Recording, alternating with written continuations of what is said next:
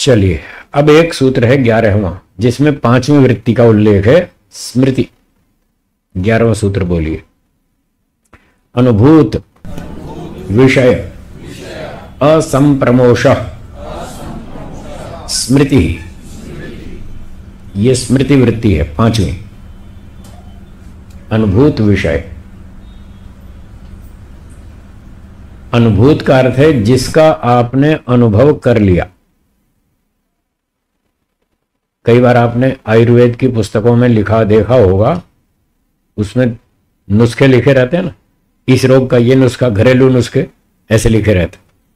फिर किसी किसी नुस्खे के नीचे लिखा रहता है ये अनुभूत प्रयोग है, ये प्रयोग अनुभूत है, इसका हम अनुभव करके देख चुके, बिल्कुल परफेक्ट है, बिल्कुल रिजल्ट वाला है, आप ये करेंगे जरूर रिजल्ट मिलेगा। तो अनुभूत का अर्थ है जिसका आपने अनुभव कर लिया। किसका अनुभव कर लिया? अगला शब्द है विषय। तो विषय रूप, रस, गंध, शब्द, स्पर्श, ये 5 विषय कहलाते हैं। 5 इंद्रियों के विषय, इनको विषय कहते हैं।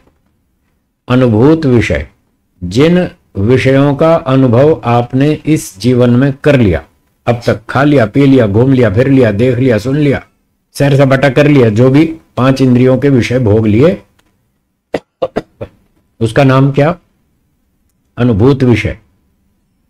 ठीक है, आपने दिल्ली देखी, बंबई देखा, कलकत्ता देखा, मैसूर देखा, बेंगलोर देखा, हैदराबाद देखा, आगरा देखा, ताजमहल देखा, जो भी सब देखा, ये सारा अनुभूत विषय है। तो कह रहे हैं अनुभूत विषय असंप्रमोषा। इस शब्द के भी 4 टुकड़े करेंगे। अ सम प्र मोष, इस आखिरी शब्द के 4 टुकड़े कर दिए। अ सम प्र मोष। संस्कृत भाषा में एक धातु है मुष, अंग्रेजी में उसको वर्ब कहते हैं, वर्ब। गो वेंट गॉन जैसे अंग्रेजी में चलती है ना वर्ब्स, उनके रूप चलते हैं, ऐसे संस्कृत में जो वर्ब होती है उसको धातु कहते हैं, क्रिया शब्द। तो मुष धातु है। मुष का अर्थ है चोरी करना। मुष स्तेये, मुष का अर्थ है चोरी करना या चुरा लिया जाना। जब कोई वस्तु चुरा ली जाती है तो क्या वो सामने दिखती है या गायब हो जाती है? गायब हो जाती। और जब कोई वस्तु गायब हो जाती है तो लोग कहते हैं साहब मेरी चप्पल चोरी हो गई, चप्पल दिख नहीं रही, यहां देखा वहां देखा कहीं नहीं दिख रही। तो जब चप्पल नहीं दिखती तो कहते हैं मेरी चप्पल चोरी हो गई। तो चोरी होने की स्थिति में वो वस्तु सामने नहीं दिखती, ओझल हो जाती है। इस मुष धातु से शब्द बना मोषः, किसी वस्तु का चुराया जाना, खो जाना, ओझल हो जाना, अदृश्य हो जाना, यह है मोषः। इस मोषः शब्द में 2 शब्द छोटे छोटे और जोड़ देंगे, सम और प्र। सम और प्र उपसर्ग हैं। इसका अर्थ है अच्छी प्रकार से, सम्यक रूपेण प्रकर्षेण मोषः, अच्छी तरह से चुराया जाना, किसी वस्तु का अच्छी तरह से चुराया जाना, ओझल हो जाना, यह है संप्रमोषः। और फिर शुरू में अ लगाएंगे, अर्थ उलट जाएगा। नहीं चुराया जाना बल्कि सामने आ जाना, उल्टा करना है। चुराया नहीं जाना, सामने आ जाना। किसका सामने आ जाना? अनुभूत विषय का। जो विषय आपने अनुभव कर रखे हैं भूतकाल में, वो विषय आपके ध्यान के समय आपके सामने आ गए, इसका नाम है असंप्रमोषः। अनुभूत विषय असंप्रमोषः, अनुभव किए हुए विषय ध्यान में आपके सामने आ गए, आपके मन में आ गए, इसका नाम है स्मृति। हाँ जी ठीक है, स्मृति। स्मृति को तो आप जानते ही हैं, शब्दों की व्याख्या हमने कर दी। अनुभव किए हुए विषयों का मन में उपस्थित हो जाना, ये स्मृति है। लालचंद जी बंबई जाते ही रहते हैं, कई बार चौपाटी पे भी जाते हैं, फिर वहां घूमते भी हैं, फिर वहां का सीन देखते हैं, बढ़िया शाम का है, दिन ढल रहा है और समुद्र का किनारा है और वो बच्चे खेल रहे हैं, गुब्बारे भी बिक रहे हैं, एक सींग चने वाला भी है, वो सींग चना बेच रहा है, सामने भेलपुरी वाले हैं, वो अपना खोमचा लगा के बैठे हैं। बस खूब बढ़िया मौसम है, बढ़िया माहौल है। तो मान लो घूम कर आए बंबई चौपाटी, 2 साल पहले गए थे, फिर यहां अहमदाबाद में आके अपना ध्यान करने लगे शाम को। ओम भूर्भुवः स्वः तत्सवितुर्वरेण्यम भर्गो। बस यहीं तक ही पहुंचे थे, बॉम्बे चौपाटी याद आ गई। और वो 2 साल पहले वाला पूरा पूरा फिल्म याद आ गई, पूरी सीनरी। बंबई चौपाटी है, शाम का समय है, समुद्री किनारा है, बच्चे खेल रहे हैं, गुब्बारे बिक रहे हैं, सींग चने वाला भी है, भेलपुरी भी बिक रही है, वो पूरा सीन याद आ जाएगा। इसका नाम है स्मृति भक्ति। ये स्मृति सिर्फ लालचंद जी को नहीं आती, आप सबको आती है। हाँ, कभी आप अपने आप को बचा ले। सबको आती है। सबकी अपनी अपनी अनुभूतियां हैं, सबकी अपनी अपनी स्मृतियां हैं। किसी को शॉपिंग की स्मृति आती है, किसी को खाने पीने की, किसी को फैशन की, किसी को पार्टी की, किसी को डांस की, किसी को सैर सपाटे की, किसी को देश विदेश की। जहां जहां घूमे फिरे, खाया पिया, वो सारी बातें याद आती हैं। तो 2-3 मिनट तक वो स्मृति चलती रही बॉम्बे चौपाटी की। फिर ध्यान आया, अरे हम तो यहां अहमदाबाद में ईश्वर का ध्यान कर रहे थे, ये बंबई चौपाटी कैसे आ गई? हटाओ इसको। पतंजलि महाराज ने कहा था, योगश्च चित्तवृत्ति निरोधा, चित्तवृत्तियों को रोको। चलो इस स्मृति को रोको, अब नहीं याद करना, अब ईश्वर का ध्यान करेंगे। फिर गायत्री मंत्र शुरू किया। ओम भूर्भुवः स्वः तत्सवितुर्वरेण्यम। अब की बार वरेण्यम तक ही पहुंचे, वो हैदराबाद की शुरू हो गई। वहां पर खुला चिड़ियाघर देखा था। हम तो पिंजरे में बंद थे, शेर खुले घूम रहे थे, वो याद आ गया। कभी देखा होगा 5-7 साल पहले वो चिड़ियाघर हैदराबाद का, वो याद आ गया। फिर 2-4 मिनट उन स्मृतियों में घूमते रहे। फिर ध्यान आया, रहे हम तो ध्यान कर रहे थे, नहीं तो वृत्ति आ गई, इसको बंद करो। फिर आपने बंद किया, फिर पाठ शुरू किया। थोड़ा सा एक पाठ किया, 2 मंत्र पाठ किया, शन्नो देवी रविष्टय आपो भवन्तु बीतय। फिर दिल्ली इंडिया गेट की स्मृतियां शुरू हो गई। बस वो ऐसे ही सारा टाइम स्मृतियों में ही चला जाता है। हाँ या ना? क्यों जी, ऐसे ही होता है ना। वो आधा घंटा पौना घंटा पूरा निकल जाता है। और अगर आप शिविर में बैठे हो तो वहां तो घंटी भी बजती है कि समय पूरा हो गया, घंटी बजी, तो संध्या तो हुई नहीं, वो स्मृतियों में ही सारा समय निकल गया। जब घंटी बजी तो आपने कहा चलो भाई अब तो घंटी बज गई, अब तो कल ही करेंगे, अब तो खाना खा लो, खाने का समय हो गया। बस ऐसे ही चलता रहता है, सबके साथ ऐसा ही होता है। स्मृतियां आती रहती हैं, व्यक्ति उसको रोक नहीं पाता और सारा टाइम निकल जाता है। लोग कहते हैं जी 20-20 साल हो गए ध्यान करते हुए, पर ये मन तो टिकता नहीं। यही समस्या है, मन तो टिकता नहीं। सुबह बताया था क्यों नहीं टिकता, आपने उसको टिकाना सीखा ही नहीं, उसको रोकना सीखा नहीं, चलाना सीखा नहीं, ब्रेक लगाना सीखा नहीं, उसका अभ्यास किया नहीं, इसलिए वो टिकता नहीं। कार चलानी तो फटाफट सीख जाते हैं, स्कूटर चलाना सीख जाते हैं, दुकान चलाना सीख जाते हैं, मशीन चलाना सीख जाते हैं, कंप्यूटर चलाना सीख जाते हैं। उसमें रुचि है, उसमें समय लगाते हैं, उसमें मेहनत करते हैं, उसमें अभ्यास करते हैं, वो आप सीख जाते हैं। और ईश्वर में रुचि नहीं, बहुत थोड़ी। ईश्वर में रुचि बहुत थोड़ी, इसलिए मन नहीं टिकता। खाने में टिकता है, पीने में टिकता है, घूमने में टिकता है, टीवी में टिकता है, डांस में टिकता है, संगीत में टिकता है, सब जगह टिकता है, बस टिक इसीलिए नहीं टिकता कि उसमें रुचि नहीं, बहुत थोड़ी है। 2-3%, 4%, 5%। अब ईश्वर में रुचि तो 4-5% और संसार में 95%। बताओ मन कहां भागेगा संसार में? बस इसीलिए ये समस्या चलती। तो अब इसको कैसे रोकना है, थोड़ा सा प्रैक्टिकल करेंगे। अब प्रैक्टिकल का समय आ गया। चलिए कमर सीधी कर लेंगे, गर्दन सीधी, आंखें बंद।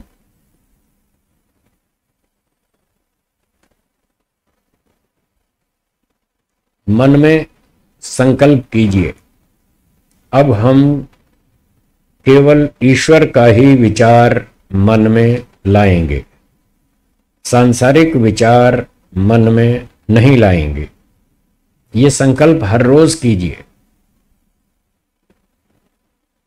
क्योंकि हमने सुबह सुना था मन जड़ वस्तु है। जड़ वस्तु स्वयं क्रिया नहीं करती, चेतन आत्मा स्वयं क्रिया करता है और जड़ मन में भी क्रिया को उत्पन्न करता है। इसलिए हम ये संकल्प करते हैं कि मन जड़ है, वो स्वयं विचार उठाएगा। हम चेतन हैं, हम ही विचार उठाएंगे मन में। तो हम संकल्प करते हैं कि हम ईश्वर का विचार मन में लाएंगे, सांसारिक विचार मन में नहीं लाएंगे, सांसारिक स्मृतियां मन में नहीं उठाएंगे। इन विचारों को, स्मृतियों को, सारी वृत्तियों को रोकने के लिए एक सरल उपाय है। मन में सोचिए, चारों तरफ खूब गहरा अंधेरा है, जैसे रात को होता ही है। आप विचार कीजिए कि आप अपने घर में बैठे हैं, रात का समय है, अपने कमरे में बैठे हैं, 12 बजे का समय है, खिड़की दरवाजे सब बंद, लाइट्स ऑफ, सारी बत्तियां बुझा दी, घुप अंधेरा, खूब गहरा अंधेरा। ऐसा सोचिए, अंधेरे में कुछ नहीं दिखता, इसलिए हमने अंधेरे की स्थिति बनाई।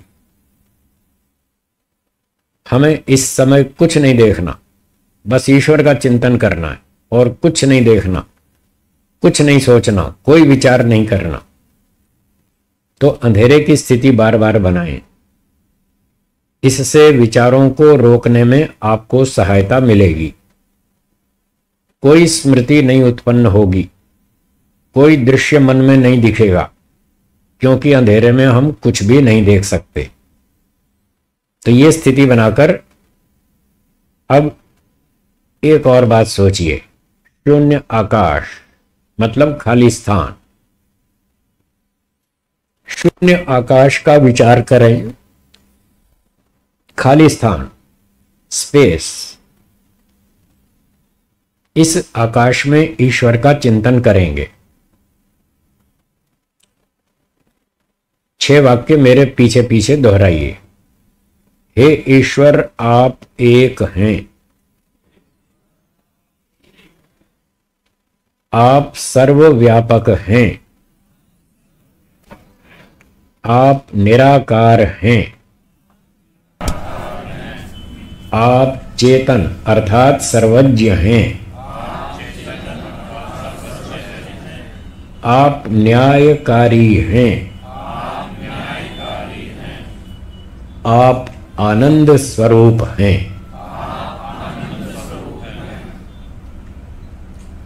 ये 6 वाक्य बोलकर हमने ईश्वर को अपने मन में स्थापित कर लिया।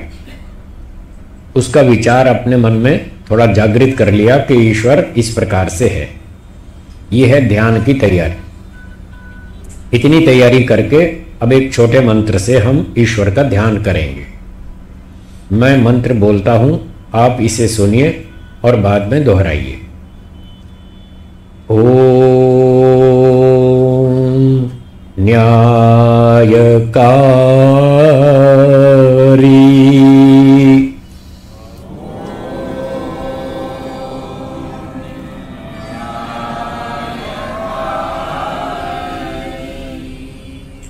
इसका अर्थ बोलेंगे, हे ईश्वर, आप न्यायकारी हैं, हमें भी न्यायकारी बनाइए। आप कभी किसी पर अन्याय नहीं करते, हम भी कभी किसी पर अन्याय नहीं करेंगे। ओम न्यायकारी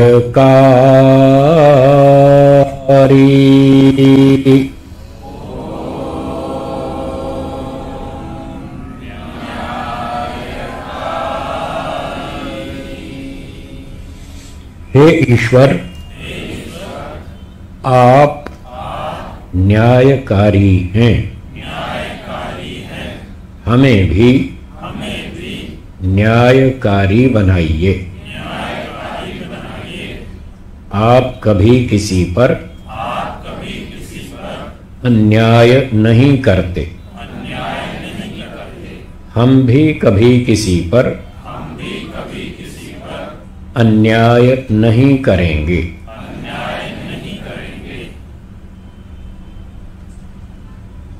ओम आनंद।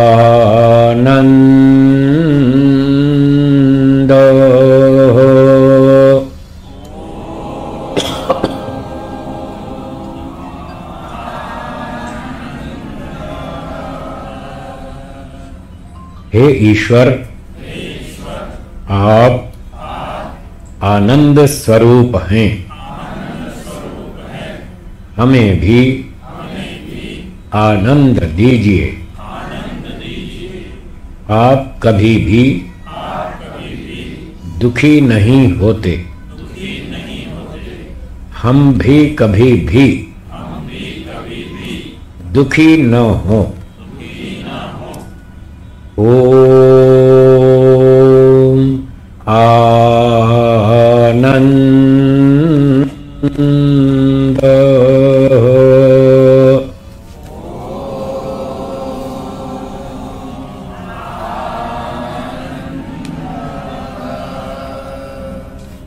हे ईश्वर, आप आनंद स्वरूप हैं,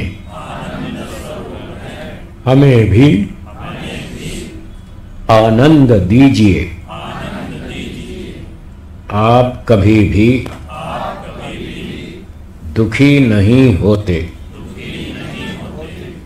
हम भी कभी भी दुखी न हों। इस प्रकार से छोटे छोटे मंत्रों से ईश्वर का ध्यान करना चाहिए। कम से कम